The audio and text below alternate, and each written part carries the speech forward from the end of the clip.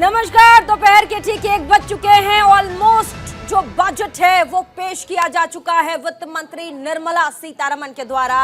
और आपने देखा क्योंकि इस साल और अगले साल चुनाव है देश में, तो इसीलिए लोग लुभावन बड़े बड़े वादे और साथ ही देश को गदगद करने वाला इस बार का बजट रहा। हम आपको बता दें कि आप न्यूज इंडिया 24/7 देख रहे हैं और साथ ही हमारे इस वक्त का महा कवरेज जो कि हम बजट पे सुबह से पेश कर रहे हैं वो आप तक हम आपको पहुंचा रहे हैं। और मैं हूं आपके साथ प्रीति चौहान। और अब हम आपको तमाम बजट में कौन सी बड़ी योजनाओं का ऐलान हुआ है, कितना राहत आपको टैक्स में मिला है, साथ ही एक आम आदमी जो कि साल भर वेट करता है, इंतजार करता है कि इस साल हमें टैक्स में कैसे रिबेट मिलेगा, छूट मिलेगी, इस साल हमारे हाथों क्या लगेगा, क्या सस्ता हुआ, क्या महंगा हुआ, किसानों को क्या मिला, साथ ही नौकरी पेशा लोगों के हाथों में इस बार क्या आया, इस पर हम बातचीत करेंगे। हमारे साथ और भी बड़े बड़े गेस्ट यहाँ पर मौजूद होंगे, उनके साथ हम आगे बढ़ेंगे। लेकिन हम आपको बता दें वित्त मंत्री निर्मला सीतारमण संसद में उन्होंने आज क्या कहा, एक छोटा सा क्लिप आपको दिखाएंगे। उसके बाद अपने मेहमानों की ओर आगे बढ़ेंगे और आपको समझाएंगे, क्योंकि जो बजट है आम आदमी को वो समझने में थोड़ी सी परेशानी होती है, थोड़ा समय लगता है। इसीलिए हमारी कोशिश है कि इस बजट को ज्यादा से ज्यादा आसान भाषा में, सरल भाषा में आपको हम समझाएं। थोड़ा सा देखिए और निर्मला सीतारमण वित्त मंत्री ने क्या कुछ कहा, उसके बाद फटाफट आगे बढ़ेंगे। Economic empowerment of women. Deen Dayal Antyodaya Yojana National Rural Livelihood Mission has achieved remarkable success by mobilizing rural women into 81 lakh self-help groups. We will enable these groups to reach the next stage of economic empowerment through formation of large producer enterprises an agriculture accelerator fund. An agriculture accelerator fund will be set up to encourage agri startups by young entrepreneurs in rural areas. The fund will aim at bringing innovative and affordable solutions for challenges faced by farmers. It will also bring in modern technologies to transform agricultural practices, increase productivity and profitability. To enhance the productivity of extra long staple cotton, we will adopt a cluster-based and value chain approach through public-private partnerships. This will mean collaboration between farmers, state and industry for input supplies, extension services and market linkages. We will launch an Atmanirbhar Clean Plant program to boost availability of disease-free, quality planting material for high-value horticultural crops at an outlay of 2,200 crores. Global hub for millets which are Sri Anna. India is the forefront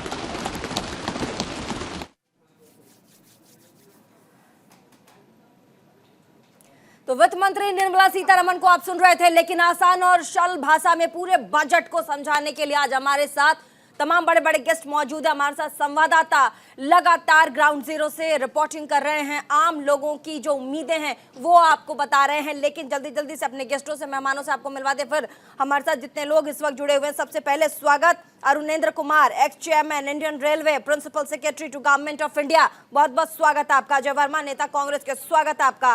Khemchand Sharma, प्रवक्ता BJP के, स्वागत आपका। तरुण घिया, tax expert, बहुत बहुत स्वागत आपका। हमारे साथ नीरज मिश्रा भी हैं, हमारे संवाददाता, लगातार सुबह से कवरेज कर रहे हैं। एक बार फटाफट सर मैं आप लोगों अपने मेहमानों के पास में आऊंगी, लेकिन हमारे साथ जो हमारे इस वक्त के टॉप मोस्ट मेहमान हमारे संवाददाता उनके पास चलते हैं, क्योंकि आज नीरज हमारे लिए टॉप जो मेहमान है वो आज एक आम आदमी है, देश का वो नागरिक है जिसे हर साल टैक्स से बहुत बड़ी बड़ी उम्मीदें होती हैं, मेरे और आपके घर का जो चूल्हा है वो इसी बजट पे पूरे साल, देखिए हम लोगों के घर का भी बजट जो होता है वो हर साल के बजट से जुड़ा हुआ होता है, और हम उसी तरीके से पूरे साल के लिए प्री प्लान करते हैं कि इस साल हमें क्या करना है। आम लोगों के लिए क्या खास रहा, जल्दी से जानकारी। जी बिल्कुल, देखिए इस समय हम आईआईए में खड़े हैं और यहाँ पर तमाम जो आईआईए के पूर्व प्रेसिडेंट्स हैं वो यहाँ पर उन्होंने लगातार बजट को सुना। हम जानेंगे कि किस तरह का बजट रहा और क्या उम्मीदें थी और कितना उम्मीदों पर ये बजट खरा रहा। हमारे साथ आईआईए के फॉर्मर प्रेसिडेंट हैं संजय जी। सर, किस तरह का बजट रहा और क्या उम्मीदें थी और कितना इस पर खरा रहा? मेरे उम्मीद के हिसाब से तो बिल्कुल बैकवर्ड स्टेज में बजट है, क्योंकि इन्फ्लेशन का रेट इतना ज़्यादा बढ़ गया है जो कि 9.5% है, और जिसको ये कह रहे हैं कि अगले 2 साल में 5% कर देंगे। कौन सा जादू है, मुझे नहीं मालूम क्या जादू करेंगे जिससे कि 10% से वो 5% हो जाएगा। और जब इन्फ्लेशन का रेट इतना ज़्यादा है तो इसका मतलब सारी चीज़ें जो कॉमन आदमी को जो सामान मिलते हैं वो सब महंगे हैं। उसका ये क्या करेंगे, कैसे करेंगे, इस बारे में उन्होंने कोई चीज़ नहीं बताई है।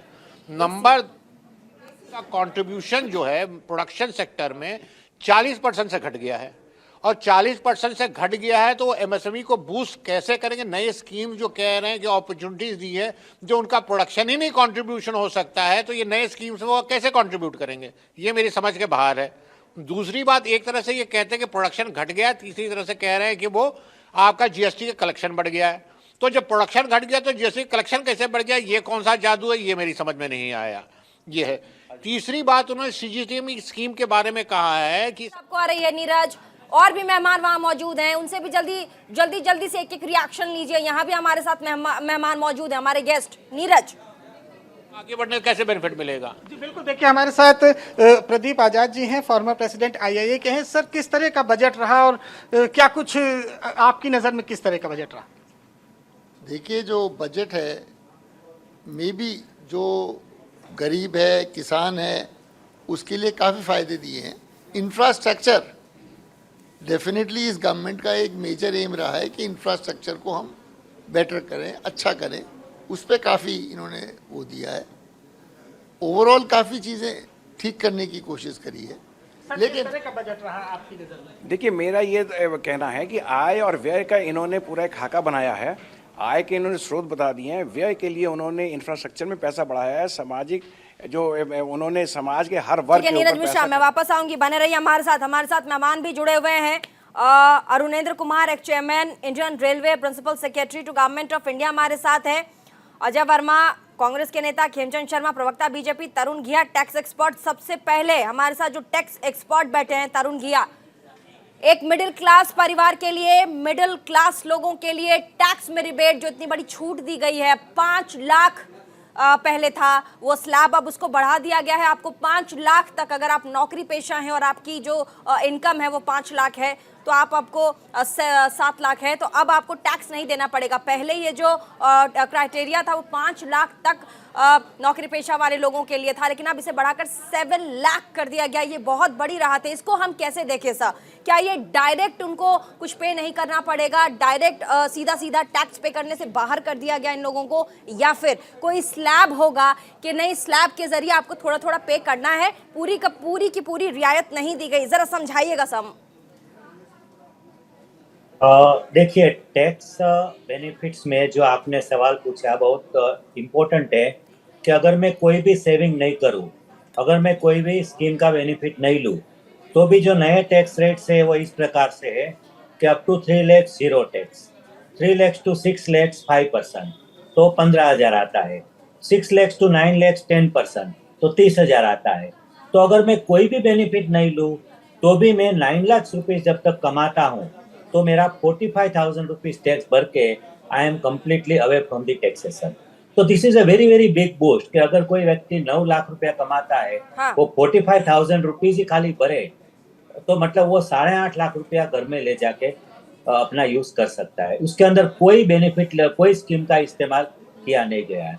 Now we come to the schemes कि महिलाओं के लिए एडिशनल 2 लाख का महिला सम्मान सेविंग सर्टिफिकेट, महिला सम्मान पत्र, इस बार की महिलाओं को महिला सम्मान पत्र दिया गया है। जी, महिला सम्मान पत्र दिया गया है। तो जो नॉर्मल टैक्स पेयर के लिए एटीसी वगैरह के बेनिफिट्स 2 लाख तक तो था ही। इन एडिशन अगर कोई लेडी टैक्स पेयर है तो और 2 लाख का ये महिला सम्मान पत्र निकाला गया है। प्लस अगर कोई सैलरीड पर्सन है तो उसका स्टैंडर्ड डिडक्शन भी बढ़ाया गया है। So if you are taking advantages of all these schemes, then probably up to 10 lakhs of rupees you may survive the tax to be at zero level, and you may go out of the taxation. Remains at an alarming 17 lakh, 18 lakh crore level. And so therefore, if the government is going to borrow from the market, it's going to squeeze out the private sector, and therefore the economy is not going to kickstart, and that's why you see a huge capital expenditure outlay from the government. So essentially, dehorse the fluff. On fundamentals, there is a weakness in the budget. हमारे साथ अरुणेंद्र कुमार भी हैं, ex chairman Indian railway, principal secretary to government of India. Arunendra ji, बहुत बहुत स्वागत है आपका। इस बार के बजट से रेलवे को कितना कुछ मिला, और क्योंकि निर्मला सीतारमण वित्त मंत्री, उन्होंने ये भी कहा कि अब जो निजी क्षेत्र हैं उनमें, जैसे अब उनके इन्वेस्टमेंट में अब ऊर्जा और रेलवे भी आ गया है। इस बार रेलवे के लिए बड़ी राहत, और जो लोग ट्रैवल करते हैं रेल से, उनके लिए सर, ट्रेनों से। जी बिल्कुल, आप देखेंगे पिछले वर्ष के बजट में रेलवे को कैपिटल एक्सपेंडिचर मिला था 1.4 लाख करोड़, जो इस साल बढ़ के हो गया 2.4 लाख करोड़। तो ये करीब दुगने के आसपास पहुंच गया एक साल के अंदर, और टोटल 10 लाख करोड़ का है ये इंफ्रास्ट्रक्चर एक्सपेंडिचर। तो ये 3.3% ऑफ जीडीपी खर्चा है इंफ्रास्ट्रक्चर पे, और रेलवे के लिए एक बहुत बड़ा उछाल है, क्योंकि रेलवे को इतनी ज़्यादा की उम्मीद नहीं थी। प्रोजेक्ट्स तो रेलवे के पास बहुत हैं। 2.40 लाख जो बहुत अच्छी करी गई है 2.40 लाख करोड़ सर, 2.40 लाख करोड़, 2.40 लाख करोड़ बहुत बड़ा अमाउंट है, बहुत बड़ा अमाउंट। 2,40,000 करोड़, जी हाँ, जो 1 लाख करोड़ पिछले साल से ज़्यादा है, और पिछले साल भी उसके पिछले साल से ज़्यादा था। तो एक बहुत बड़ा उछाल है रेलवे के इंफ्रास्ट्रक्चर डेवलपमेंट में, और पिछड़े हुए 70 करीब प्रोजेक्ट्स को Not going to be completely negative, but I have still some questions. There was no mention of Manrega. What are we going to do about the poor rural labor? There was no mention of unemployment. There was no mention of inflation. So there are a number of questions still. There's some good things in the budget, I don't deny that, and I certainly found myself applauding when they created a new digital library for children around the country. That all these are good things, but there are still some fundamental questions that remain to be answered. केंद्रीय मंत्री नितिन गडकरी ने budget के बाद क्या reaction दिया, उनका reaction कैसा रहा? नितिन गडकरी ने क्या कहा बजट के बाद, जब बजट पेश किया गया? एक बार जल्दी से आपको सुनवा देते हैं, वापस चलेंगे अपने मेहमानों के पास। हमारा बजट भी काफ़ी बड़ा हुआ है, जिसके कारण आने वाले समय में हिंदुस्तान के रोड इंफ्रास्ट्रक्चर में जो हमने निर्धार व्यक्त किया है कि वर्ल्ड स्टैंडर्ड के रोड बनेंगे, वो उद्दिष्ट हम निश्चित रूप से पूरा कर सकेंगे। ग्रीन एनर्जी, ग्रीन पावर, हर जगह पर जो ग्रीन बात के उल्लेख किया गया, वो हमारी इकोलॉजी एंड एनवायरनमेंट को प्रोटेक्ट करने की दृष्टि से एक बहुत बड़ी पहल है। मैं मानता हूँ कि इस बजट की विशेषता ये है कि हमारे आम आदमी के जीवन में जो एयर पोल्यूशन, वाटर पोल्यूशन की जो समस्याएं गंभीर है, वो ग्रीन अप्रोच के कारण निश्चित रूप में हमारे क्वालिटी लाइफ में काफ़ी बड़ा सुधार होगा। मिडिल क्लास के बारे में सोचा नहीं जाता था, इस बार पहली बार मिडिल क्लास को भी काफ़ी राहत दी गई है। गांव, गरीब, मजदूर और किसान का कल्याण करने वाला और प्रधानमंत्री मोदी जी के नेतृत्व में आत्मनिर्भर भारत का सपना पूरा करने वाला और हिंदुस्तान को वर्ल्ड की इकोनॉमी में एक सुपर इकोनॉमिक पावर बनाने के लिए ले जाने वाला। केंद्रीय मंत्री नितिन गडकरी में बहुत बड़ी बात की, उन्होंने कहा कि पहले मध्यम वर्गीय परिवारों के बारे में सोचा नहीं जाता था, लेकिन अब देखिए इस बार के बजट में इस बार का जो खाता खुला है वो मध्यम वर्गीय परिवारों के लिए ही इस बार का खाता, बही खाता जो है वो खोला गया है। अजय वर्मा, नेता कांग्रेस के, आप तो मुस्कुराइए अजय वर्मा जी, इस बार तो गदगद करने वाला बजट, लोक लुभावन बजट, मिडिल क्लास के लिए खाता खुला, ऐसा बजट। प्रीति जी, अगर मेरी सरकार होती और वो बजट पेश करती तो क्या मैं उसकी कमियां गिनाता? मैं तो उसको जंबो जेट, हाई फाई, अंतरराष्ट्रीय बजट, बहुत लो देखिए, ये पहले से चिरप्रतिष्ठा प्रीति जी। कमियां कौन गिना रहा है, किसने गिना? नहीं, मैं Above all, the exalted, Ravishankar प्रसाद केंद्रीय मंत्री कुछ कह रहे हैं, जल्दी से उसके बाद। Sri Anna, Ragi, Bajra, Jawar. That is the true vision of the Prime Minister. My greetings, respect to him.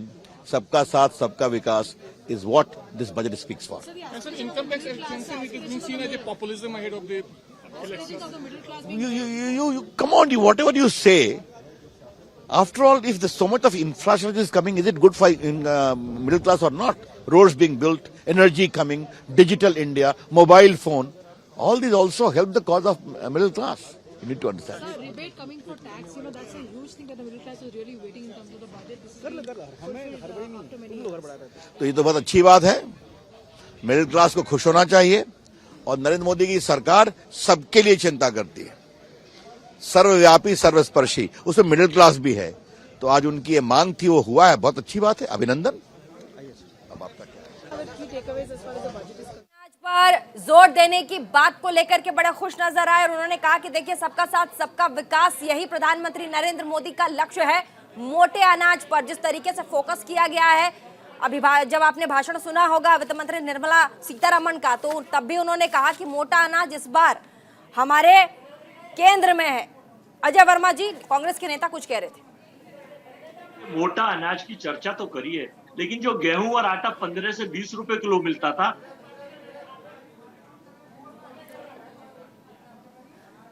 रुपए मिलना हिंदुस्तान में, और मुझे उम्मीद है कि इस बजट के बाद वो 50 रुपए क्रॉस कर जाएगा। सरकार का जो खोखला वादा था सबका साथ सबका विकास, पसमिंदा मुसलमानों की बात करते हैं कि उनकी वोट लेने के लिए तो हिंदुस्तान के पसमिंदा मुसलमान 80% के उन्हें साथ ले लेंगे, लेकिन उनके लिए, ओबीसी के लिए, एससी के लिए सरकार ने कुछ नहीं किया। मध्यम वर्ग की जहां तक बात की, हमने 10 लाख रुपए की मांग करी थी कि छूट दी जाए इनकम टैक्स में। क्या बात कर रहे हैं? नहीं, 7 लाख बजट नहीं सुना। SC/ST वर्गों के लिए जो उनका स्लोगन है, नारा वंचितों को वरीयता, सर वंचितों को वरीयता नाम जो से दिख रहा है वो है नहीं, ये घोषणा है, केवल कागजी घोषणा है। अभी इसमें प्रैक्टिकल कितनी उतरेंगी मैं आपको बता रहा हूँ। 10 लाख की मांग करी थी, 7 लाख दिया, लेकिन उस पर भी आप 45,000 रुपए का वो लेके देंगे, तो ये कान ऐसे पकड़ लीजिए, ऐसे पकड़ लीजिए। कुल मिला के मैं ये कह सकता हूं कि चुनाव जीतने के लिए 9 स्टेटों में और 24 के चुनाव के लिए आपने भारी भरकम लोक लुभावना बजट तो दिया है, लेकिन ये जब प्रैक्टिकल और धरातल पे उतरेगा, आपने 80 करोड़ से 85 करोड़ लोगों को 5 किलो अनाज पे आश्रित करने के लिए जो फंडिंग की है, उनके लिए आप कोई रोजगार सृजित करते, उनके लिए छोटा व्यापार सृजित करते, तो लगता कि भारत खुशहाली की तरफ बढ़ रहा है। प्रति व्यक्ति आय आप देख लीजिए कितनी कम हो। एक मिनट फाइनली, और प्रति देखिए, आज भारत का प्रति व्यक्ति कर्जदार 1,09,000 रुपए से ऊपर है। ये आंकड़े आप पढ़िए इकोनॉमी के, उसके तो पता चल जाएगी।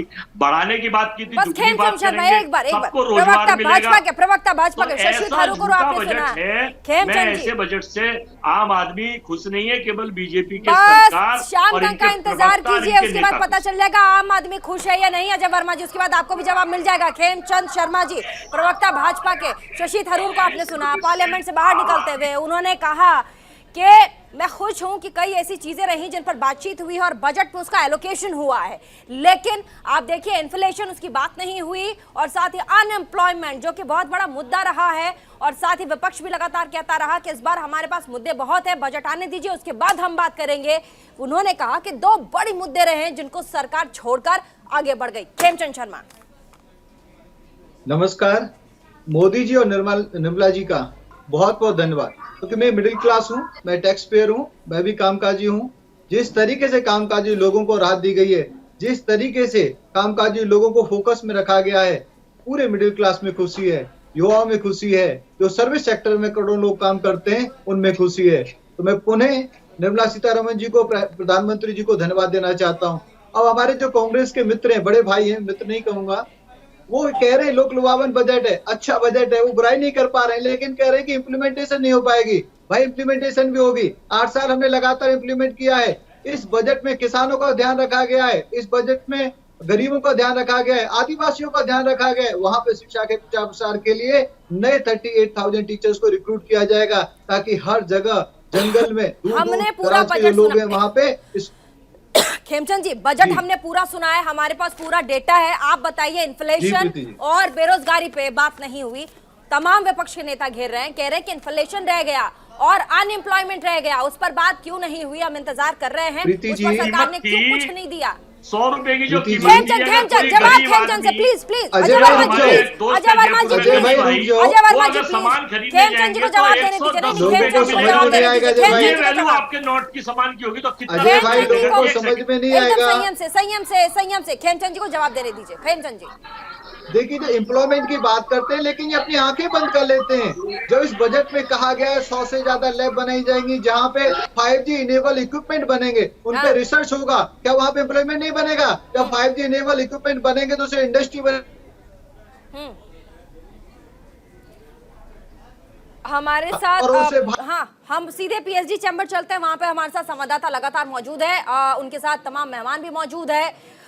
ना मैं आप उनसे पूछिएगा, इस बार जो टैक्स में इतनी भारी छूट दी गई है, मिडिल क्लास को इस बार टारगेट करने की कोशिश की गई है, उन्हें खुश करने का कोशिश किया गया है, क्योंकि 9 राज्यों के चुनाव 2024 इन सब को इस बार के बजट से सीधे सीधे साध लेने की कोशिश की गई है। जल्दी से जवाब।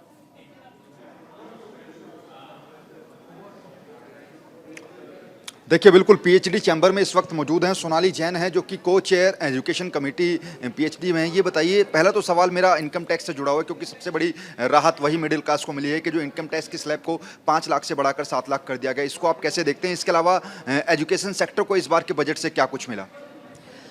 I think it's a great step in the right direction for the middle class कि उनकी taxation में relief हुई है, because now they can use that money for much better purposes, which education, one of them is education.